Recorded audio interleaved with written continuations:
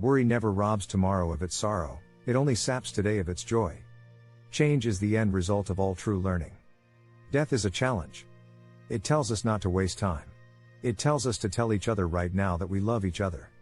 Life lived for tomorrow will always be just a day away from being realized. The minute we stop learning, we begin death, the process of dying. We learn from each other with every action we perform. We are teaching goodness or evil every time we step out of the house and into the street. I still get wildly enthusiastic about little things. I play with leaves. I skip down the street and run against the wind. I have a very strong feeling that the opposite of love is not hate, it's apathy. It's not giving a damn. It is paradoxical that many educators and parents still differentiate between a time for learning and a time for play without seeing the vital connection between them. I got the copyright for love. The purpose of life is to help others, and if you can't help them, won't you at least not hurt them? I know that is a platitude, that is sentimental and can easily be attacked. But loving, caring is simple, and we make it complex. Our own neuroses make it complex. Don't smother each other. No one can grow in the shade. I believe that you control your destiny, that you can be what you want to be.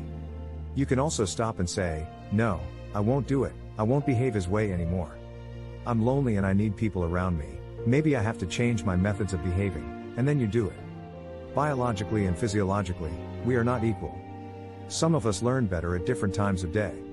Some learn best visually, some auditorially, some tactily, by touching. If you're an advocate of gentleness, you're simplistic and naive. If you're an advocate of despair and hate, you're sophisticated. The best students come from homes where education is revered, where there are books, and children see their parents reading them. I've learned that you learn best by modeling. If you want people to learn, do it. Your talent is God's gift to you. What you do with it is your gift back to God. A single rose can be my garden. A single friend, my world. Only the weak are cruel. Gentleness can only be expected from the strong. Love is life. And if you miss love, you miss life. The easiest thing to be in the world is you. The most difficult thing to be is what other people want you to be. Don't let them put you in that position. Love always creates, it never destroys. In this lies man's only promise. When we sit at the table, there is more going on than satisfying hunger.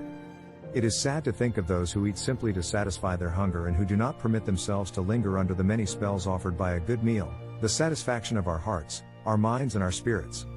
Never idealize others. They will never live up to your expectations. What we call the secret of happiness is no more a secret than our willingness to choose life. You can be a follower of Muhammad or Jesus or Buddha or whomever. Always, they said that the most essential factor is to love your neighbor. And to love you. All of my youth growing up in my Italian family was focused around the table. That's where I learned about love. The way to anybody's heart is through a thoughtfully prepared, beautifully executed, lovingly presented meal. I was lucky to have such a loving, crazy family. I learned to give and share. I've always thought that people need to feel good about themselves, and I see my role as offering support to them, to provide some light along the way. I am a teacher. And I think I am a serious one who happens to be enjoying life. My mother made soft polenta often, and as a child, I would watch her stir until she looked like her arm would fall off. I have been a teacher myself all my life. I have an intense passion to share with people. Our only salvation is in knowledge, in learning. I've spoken in every state in the Union, meeting and hugging the people who later bought my books. I spoke to anybody who wanted to hear me, including 1,000 nuns who could pay me only with homemade bread. If we wish to free ourselves from enslavement, we must choose freedom and the responsibility this entails. We want to gently remind people that we don't have forever. In my work, I hear parents complain all the time that their children grow up so fast. But they don't take the time to sit down and talk to each other. The last bastion of getting together is around the table. Too often we underestimate the power of a touch, a smile, a kind word, a listening ear, an honest compliment, or the smallest act of caring, all of which have the potential to turn a life around. Love is always bestowed as a gift, freely, willingly and without expectation. We don't love to be loved, we love to love.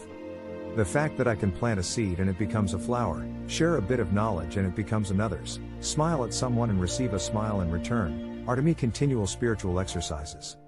Love is always open arms. If you close your arms about love, you will find that you're left holding only yourself.